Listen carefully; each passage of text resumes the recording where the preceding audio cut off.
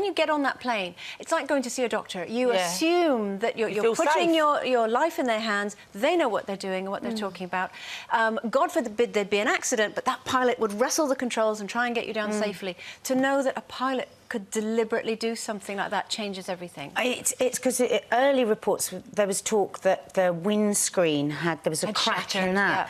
And I'm sitting here thinking, what's worse? What's worse? I mean, and I think, if I go to the crazy part of my head and I'm thinking, well, the flight came down in Malaysia and that was a deliberate, you know, the pilot changed course and came down.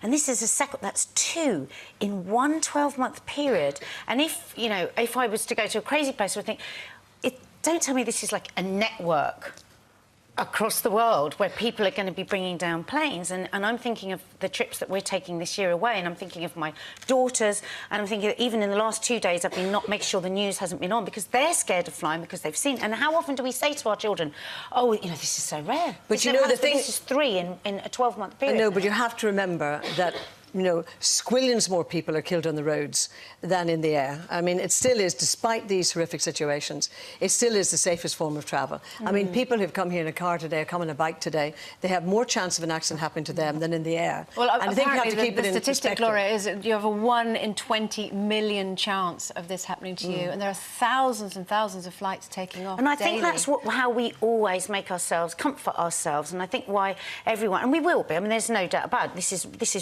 has rocks anyone that hears this news, is that just the thought that one man who's only been a year, he was a rookie, you know, I mean, we don't know, he could have had I mean, do they give them how, you know, in what depth do they go to checking their mental? As we know, physically pilots are checked. Well, I heard the news yesterday. I was away in Euro Disney with the kids, and the kids came over and said, oh, there's been an air crash.